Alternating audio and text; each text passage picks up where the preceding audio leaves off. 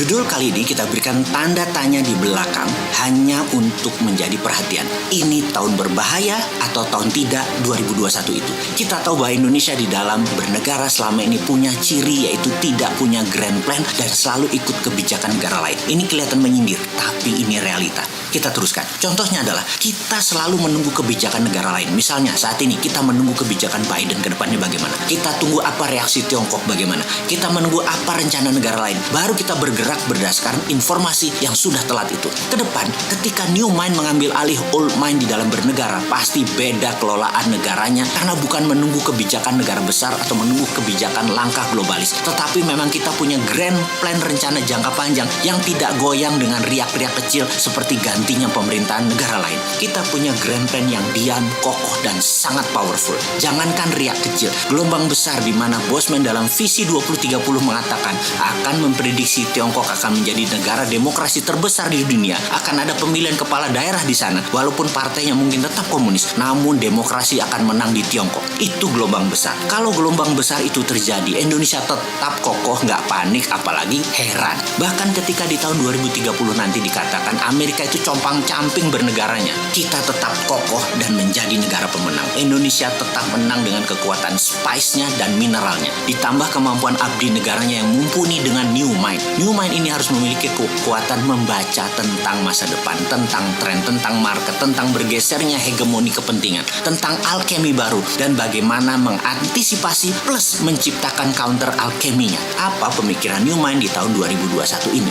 Kita review sebentar apa yang terjadi, melanjutkan peristiwa di tahun 2020 yaitu kondisi ekonomi yang 2 kuartal minus dan masih akan berlanjut minusnya karena imbas COVID. Masalah kesehatan dan politik luar negeri global akan sedang tidak begitu bersahabat. Plus gerakan ketidakstabilan juga ada seperti gerakan Tiongkok versus Partai Amerika pasca Trump di mana zaman Biden merupakan mendung yang terus menggayuti dunia. Efek BUMN-isasi di Indonesia mengubah peta arus uang di masyarakat dan akan mengalami puncak turmoilnya di tahun 2021 ini. Salah satu efeknya adalah pertumbuhan konsumen kelas menengah yang menjadi pilar kekuatan ekonomi domestik menurun. Tetapi kombinasi dengan the bad atau negatif tren tadi, situasi jangka pendek plus dengan the good atau tren globalis, struktural, dan jangka panjang. Globalis itu masih good. Inilah yang akan menghasilkan sebuah dinamika lingkungan bisnis yang menantang. Karena goods-nya milik globalis, bad-nya milik negara tidak berdaulat. Dan bagaimana kita memanfaatkannya dulu di awalnya milik globalis itu adalah seni menarik untuk kita keluar untuk menjadi negara berdaulat. Kita hanya mengingatkan, tahun 2020 kemarin, growth kita negatif dibandingkan tahun-tahun sebelumnya. Mungkin pertumbuhan di tahun 2021 ini paling pol 2%-an. Ya, tapi jujur deh, banyak yang nggak peduli dengan angka-angka tren pertumbuhan nasional. Kenapa? Karena bagi kita, selama di kantong kita ada uang untuk makan, kita aman. Tapi kalau di kantong menipis karena bernegaranya cemen, ya rakyat akan teriak juga. Secara pribadi, mohon izin, saya bertanya, kantong sahabat saat ini, cek kantong sahabat. Jujur ya, menebal atau menipis? Kalau menipis, apa yang harus dilakukan? Kalau menebal, bagaimana menambah tebal lagi? Sebelum mengurai mikro, kita balik melihat dunia sebentar. Pemerintah Amerika di zaman Biden bukan lagi negara bisnis swasta, tetapi negara berbisnis. Model VOC, swastanya di backup militer. Amerika di zaman Demokrat, swastanya agresif keluar negara Amerika dan tentaranya adalah kekuatan negara menekan negara lain. Kalau New Mind tidak akan tinggal diam menunggu mereka bereaksi begitu. Lebih baik agresif melakukan hal yang sama. Swasta nasional di backup oleh negara. Sama seperti Tiongkok lakukan saat ini. Negara penekan, BUMN Tiongkok memanen. Sekali lagi, negara menekan, BUMN Tiongkok memanen. Tiongkok yang masuk duluan negaranya ke pit stop di masa COVID akan menjadi negara terdepan keluar dari pit stop di tahun 2022 dengan engine nyala penuh. Dan apa yang akan Tiongkok lakukan dalam waktu 1-2 tahun ini? Kita lihat sebuah fakta. Tiongkok adalah negara dengan debt hutang terbesar. Ghost town, bangunan di Cina yang kosong banyak. Bangunan raksasa yang masif namun gagal banyak. Utang luar negeri Cina banyak dan besar sekali. Tapi itu semua hanya strategi memutar uang cepat agar ekonomi memutar cepat di mana mereka punya solusinya, dan ini patut kita tiru.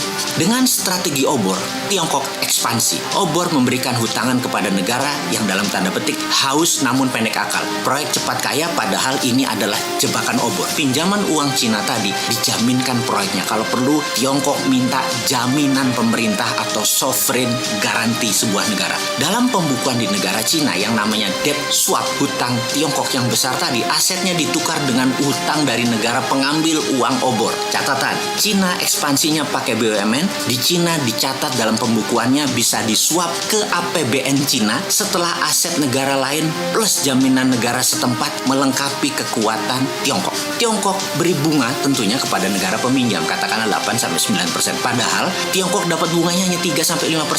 Sudah dapat selisih bunga, aset hutang disuap, dapat jaminan lagi. Sempurna sekali cara mereka bernegara. Dan Indonesia terpesona, Bo. Diambil loh bullshit itu sama satu pejabat.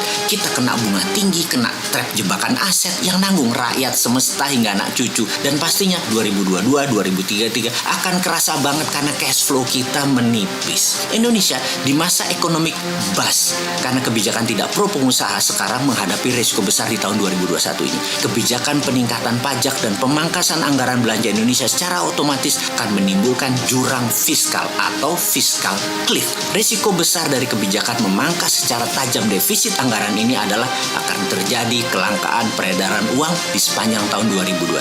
Apa yang Indonesia harus lakukan saat ini dengan informasi itu semua? Tiru Amerika dan tiru Tiongkok. Dukung swasta ekspansi ke luar negeri, utamakan ekspor produk manufaktur, beri subsidi kepada bahan baku impor sampai 0%, beri bantuan modal dengan tanpa biaya uang atau bunga 0% pinjaman atas produk manufaktur yang hasilnya diekspor. Negara jangan untung dari bunga bank, negara untung dari pajak. Negosiasi menggunakan kekuatan negara dengan swasta negara lain. Kemudian di dalam negeri, kekuatan digital anak bangsa diutamakan dengan no rule dan full proteksi. Di tahun 2021 ini jadi tahun terang kalau dua hal ini dilakukan.